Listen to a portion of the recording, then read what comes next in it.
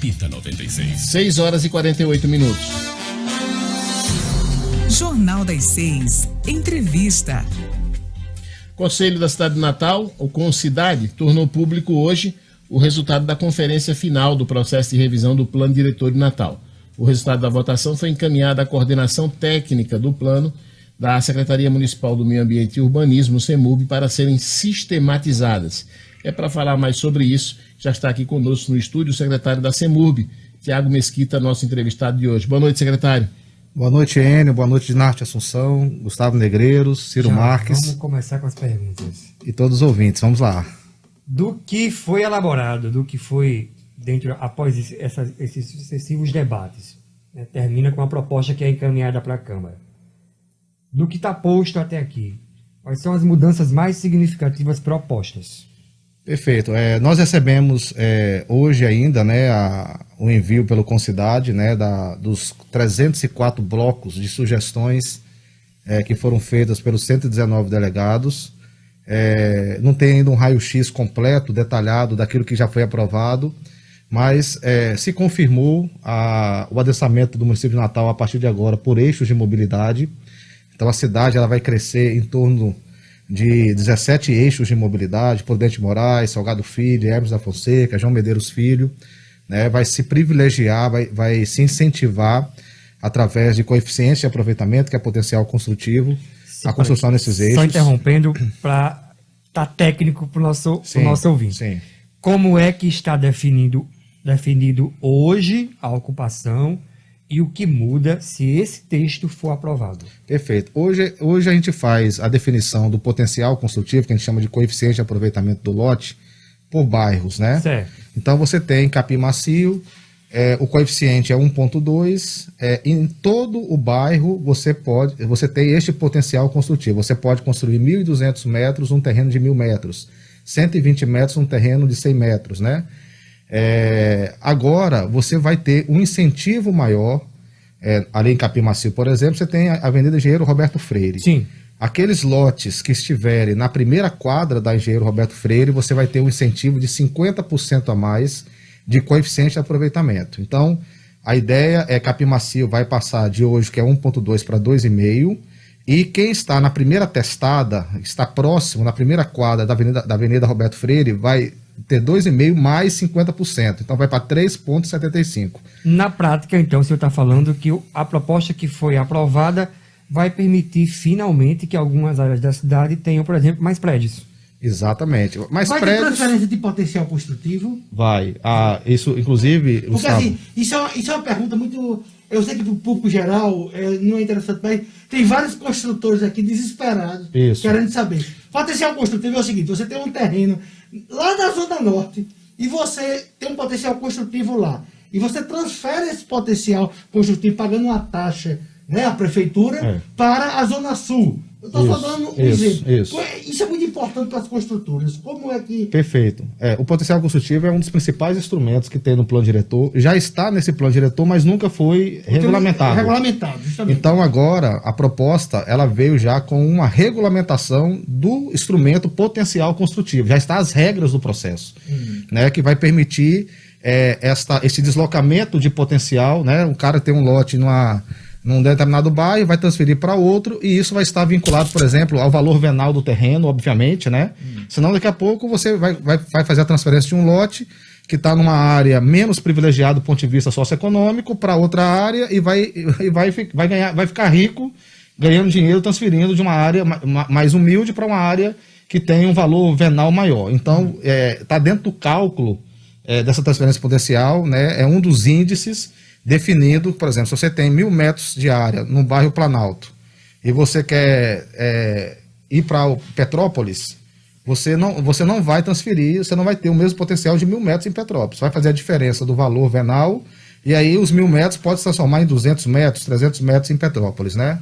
Então, esse regramento já vem dentro do plano diretor, é um grande avanço como instrumento. Quais restrições que existem hoje que deverão permanecer pelo que terminou das propostas? Olha, a gente, do ponto de vista ambiental, continua o mesmo aspecto de limite do aspecto cênico paisagístico de toda a orla de Natal, de Ponta Negra a Redinha. Então você vai poder verticalizar nas quadras atrás, mas as quadras que estão dentro das zonas de interesse turístico e paisagístico, não. Né? Então se mantém. A mesma coisa acontece hoje em João Pessoa, por exemplo. Você tem uma verticalização nas primeiras quadras de 4 andares e você vai aumentando, né, à medida que vai.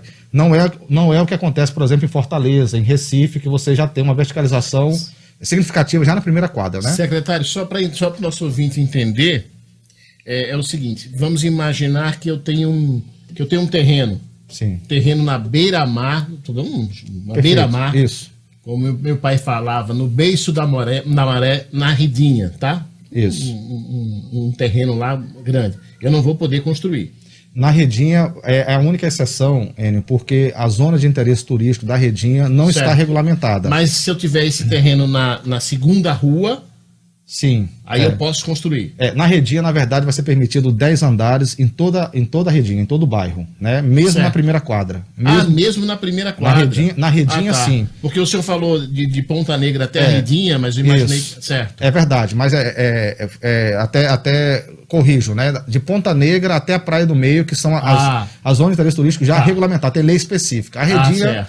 ela está sendo regulamentada no próprio plano diretor e a proposta é que você possa ter construções de 30 metros que dariam 10 andares, por exemplo. Ou seja, deverá mudar a paisagem completamente, e a situação econômica vai melhorar completamente. Vai dar desenvolvimento. É um foco do plano diretor, Gustavo, a Redinha. No início das discussões, eu vi muita prefeitura falar no plano diretor sobre fazer com que Natal, as pessoas que moram em Natal, utilizassem Natal, saíssem às ruas, utilizassem equipamentos que não existem. Né? Verdade. Perfeito. O que é que tem nesse plano para estimular isso? Olha, eu destaco, a sua pergunta é excelente, eu destaco, e eu tenho utilizado a expressão redemocratizar o solo da via costeira. A via costeira é um grande exemplo, Gustavo e Enio, Talvez seria democratizar, né?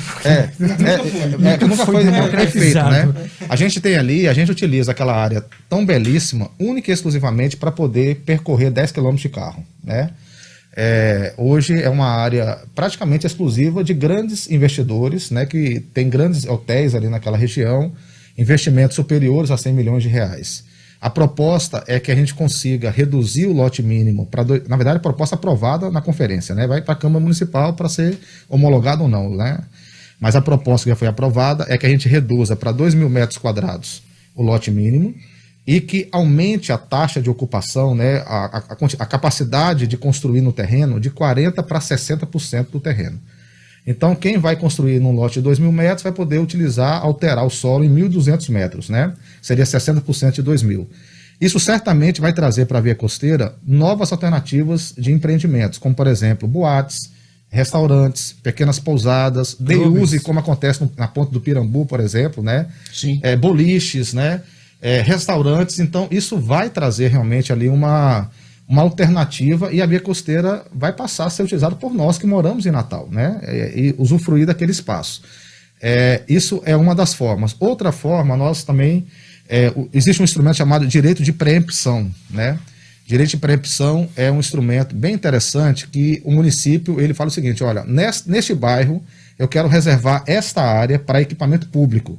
Então, é uma área que não se pode fazer nada que não seja isso. Nós fizemos também manchas e mapeamentos desse direito de preempção e das operações urbanas consociadas, que é um outro instrumento, para que a gente possa também futuramente utilizar, né, esses espaços para benefício popular, né? Então, é um plano diretor que eu não tenho dúvida de dizer que ele é um dos mais equilibrados do Brasil, quando se coloca de forma comparativa os aspectos econômicos, sociais e ambientais. Secretário, deixa eu fazer uma pergunta. Só para você aproveita que também faz a pergunta sobre a questão da Zona Norte. Inclua de novo a questão da Zona Norte aí. Porque eu estou preocupado também com a questão da Zona Norte. É o seguinte, nós temos dois problemas graves na Zona Norte, que é a ZPA número 8 e a ZPA número 9. Essa ZPA é Zona de Proteção Ambiental. De proteção ambiental. Isso. Você quiser construir legalmente lá, hoje em dia você não pode. Isso, não Mas pode. tem milhares de construções ilegais. Isso. Não é? Ou seja, Nós temos um verdadeiro cabaré institucional dessas EPA número 8 e 9. Pelo amor de Deus, qual é a luz que tem para essas duas EPA? Porque o Ministério Público não quer botar para frente. É verdade, vamos falar a verdade.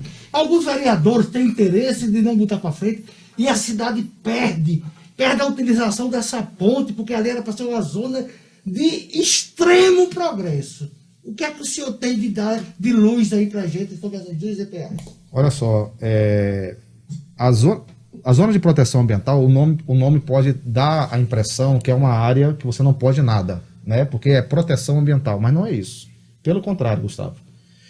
O zoneamento, e aí independe se é social, se é ecológico, se é econômico ou se é de proteção ambiental, é exatamente o contrário, para você dizer o que é que pode nesses locais. Então, zona de proteção ambiental não é a área de preservação permanente que você tem que utilizar com a finalidade específica. Não é também uma unidade de conservação, não é uma reserva legal. Zona de proteção ambiental é um zoneamento, é uma mancha territorial que você fala o seguinte, olha, aqui pode isso. Agora, por uma coisa impensada, eu vou usar essa expressão para ser leve, tá certo? Seja não, pode para lascar. Por uma coisa impensada, o plano diretor atual, ele falou o seguinte, olha, enquanto não regulamentar as zonas de proteção ambiental de 6 até a 10, não é só a 8 e a 9 não, a 6, que é o Complexo do Morro do Careca, a 7, que é o Forte do Reis Magos do seu entorno, a 8 e a 9, que estão ali na Moema Tinoco e ao longo da João Medeiros Filhos, e a 10, que é o Farol de Mãe Luísa e seu entorno, enquanto não regulamentar, você não pode nada. Né? Então, é a legislação mais restritiva do mundo, você não poder nada. E não é o papel de uma zona de proteção ambiental. Então, qual é a proposta que nós temos agora? Qual é a solução? A solução é fazer uma autorregulamentação temporária das EPAs de 6 até a 10. E qual é o parâmetro que vai ser utilizado para dizer o que pode e o que não pode? É todo o estudo que foi feito pelo IBAMA em 2009. Nós estamos em 2021. Foi feito em 2009. Foi feito em 2009 e foi discutido com toda a população e todas essas propostas de mapeamento e de uso e ocupação do solo já estão no Conselho da Cidade, para poder ir para a Câmara Municipal. Então vai ficar valendo como referência a utilização do solo e a ocupação nessas 5 EPAs com aquilo que já está no Concidade. E aí, ano que vem, ou final do ano, ou este ano ainda, vai ser mandado para a Câmara Municipal um projeto mais atualizado, mais definitivo, né? Mas enquanto isso tem... E aí você fala uma coisa, Gustavo... A informalidade, a ilegalidade. São muitas variáveis aí, né? São muitos cis para dar certo. Mas, Renato, deixa eu só concluir uma coisa que o Gustavo colocou com muita propriedade. Se é zona de proteção ambiental é porque tem alguma fragilidade ambiental. Então o objetivo é você usar com racionalidade, com inteligência, aquele solo. Você sabe quanto que nós perdemos dessas 5 EPAs da última revisão para cá, em termos de informalidade, ocupação irregular do solo? 23%. Ou seja, eu sei que as construções irregulares pode. Agora, construção regular não pode. Eu não consigo, secretário, entender como foi criada essa cultura. Mas sabe, a cultura hoje no Brasil é que preservar significa proibir. E isso é estupidez. Completamente. Preservar significa utilizar com racionalidade, ocupar, mas com inteligência, com racionalidade, com sustentabilidade. Né? Então, inclusive, o termo preservar já está em desuso. Né? Nós temos que utilizar o termo conservar, que é utilizar com a finalidade de conservar os serviços ambientais. Então, não valeu a pena a gente proibir o uso dessas 5 EPAs, porque nós perdemos 23% dos serviços ambientais, cheio de invasores, né? Supressão vegetal, uso e ocupação do solo, destinação irregular de esgoto, geração e destinação irregular de materiais inertes, podas, entulhos, está cheio isso dentro dessas EPAs. Eu tenho mais uma pergunta, quando é que a proposta vai ser formalmente apresentada à Câmara? A gente ele vai estar vivo. Quando a gente acabar. Secretário, vai sim, eu queria só perguntar ao senhor com relação a questão da cidade, da cidade, né? No sim, caso, Cidade Alta. A Cidade Alta e da Ribeira. Perfeito. Cidade Alta e Ribeira foram contemplados com uma mancha territorial também, que nós estamos chamando de requalificação da Cidade Alta e Ribeira, com incentivos também de potencial construtivo, de coeficiente de aproveitamento e melhor, Enio. Boa parte da Cidade Alta e principalmente a Ribeira tem equipamentos tombados pelo IFAM. Então hoje nós já temos um instrumento, né, e o plano diretor vai utilizar isso, que é um instrumento que diminui a burocracia da reformas, né, de requalificação desses empreendimentos, desses prédios, e por causa dessa mancha de requalificação, a gente vai ter um incentivo tanto em ser célere no processo de reforma, né, de utilização, como também de aumentar o potencial construtivo para quem quer empreender nessas áreas, né? E a prefeitura, né, aí o prefeito Álvaro Dias, junto com a nossa equipe, a gente tem focado agora, né, em utilizar os prédios públicos da Ribeira. Já começamos a reforma do antigo prédio da CEMURB, do INSS, vamos fazer um museu ali na Praça Augusto Severo, né? Na verdade já existe vamos fazer mais 2 museus, um a céu aberto, exatamente para a gente poder começar a ocupar a Ribeira com o poder público e atrair o comércio, e atrair outros investidores, né? Mas, Dinarte, recebemos hoje a proposta, isso deve ficar mais ou menos uns 10 dias na CEMURB para a gente, nós vamos ter que fazer novos mapas, né? Fazer pelas novas propostas, fazer novos estudos, fazer o nosso relatório técnico. Então é mais ou menos uns 10 dias na CEMURB, vai para a Procuradoria-Geral do município, que vai inclusive nesses 10 dias estar conosco, fazendo uma avaliação legal, deve ficar entre mais uns 10 dias entre PGM e Secretaria Municipal de Governo. Então eu acredito que em 20 dias, no máximo, sendo pessimista, em 30 dias, nós estaremos com o projeto já iniciando os trâmites na Câmara Municipal. Outra fase. Aí começa uma outra fase, né? A quinta e última etapa do processo. Que vai ser decisiva. Quando é que o senhor acha, seja sincero, quando é que o senhor acha que o Ministério Público vai barrar isso, quando vai começar de novo? Gustavo, essa é uma preocupação. Porque assim, a gente já escutou essa coisa, todo mundo essa angústia. Mas peraí, o Ministério Público participou dessas, de algumas dessas. Participou, né? de tudo. Olha, tudo. Eu quero fazer aqui, viu, Gustavo? Eu vou fazer aqui uma análise bem. Eu tenho os meus posicionamentos particulares, né? Algumas coisas me revoltam, mas eu, como técnico e como representante aqui do Poder Público Municipal, eu tenho que dizer o seguinte, né? Até agora, o papel do Ministério Público do Estado do Rio Grande do Norte tem sido bem participativo, né? Eles entraram na conferência passada, né? Ainda estava naquele contexto, né, de dúvidas em relação ao aspecto virtual, colocaram em cache isso, houve criou-se, né, uma dificuldade, nós resolvemos anular toda a quarta etapa e refazer, inclusive terminamos ontem, né, refazendo. Mas eu acredito. Tá na frente? São 3 promotores que estão à frente, né? A doutora Gilca da Mata, a doutora Rebeca e a doutora. Poxa, eu esqueci agora. Da parte de social. Vou lembrar o nome dela, tá? São 3 promotores que estão à frente desse processo, analisando esse processo. E eu acredito que nós cumprimos, né, tudo aquilo que era a preocupação do Ministério Público. E que a gente vai seguir o processo agora sem novas judicializações, né? Isso eu acredito verdadeiramente.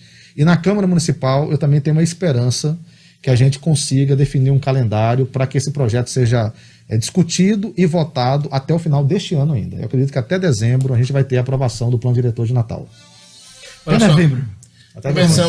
Daniela. Olha só, conversamos aqui com o Tiago Mesquita, secretário da CEMURB. Mais uma vez, Tiago, obrigado pela participação aqui no Jornal das 6. Boa sorte aí na condução desse. Era isso que eu ia desejar. Boa sorte, Tiago. Você precisa de muita sorte para fazer com que isso ande em paciência. Sorte e paciência também. Não, com a ajuda de Deus, né? A gente tem sorte. Deus também vai ter que pedir. Eu acho que ele não se mete nisso, mas tem que pedir, tem que se ajoelhar. Tem que pedir. Depois que entra na Câmara, Deus não se mete. Mas eu acho que nesse caso, até depois que entra na Câmara, Deus não se mete mais. Até entrar na Câmara, Deus pode dar uma força. Ele influencia ali, ele ilumina. Depois que entra, Deus não se mete mais. Que eu peço até a Dom Jaime, por favor, interfira. Mas não, quer dizer, fique na sua, porque Dom Jaime interferir vai ser pior. Deixa eu pedir um favor pra você, mandar um grande beijo pro meu filho Theo, de 5 anos. Nós assistimos o programa, essa bancada aqui, porque primeiro quero aqui dizer que eu sou fã de vocês. Obrigado. Assisto vocês diariamente, né? É muito difícil eu perder o Jornal das 6. Mas o Telzinho fica comigo acompanhando para poder escutar logo depois as 10 nota 10, viu? Então ele tá nos acompanhando agora. Valeu, Theo. Um abraço, Theo, parabéns. Beijo grande pra você, Theo. Daqui a pouquinho tem as 10 nota 10. Valeu, Thiago, um abraço. Um abraço, valeu.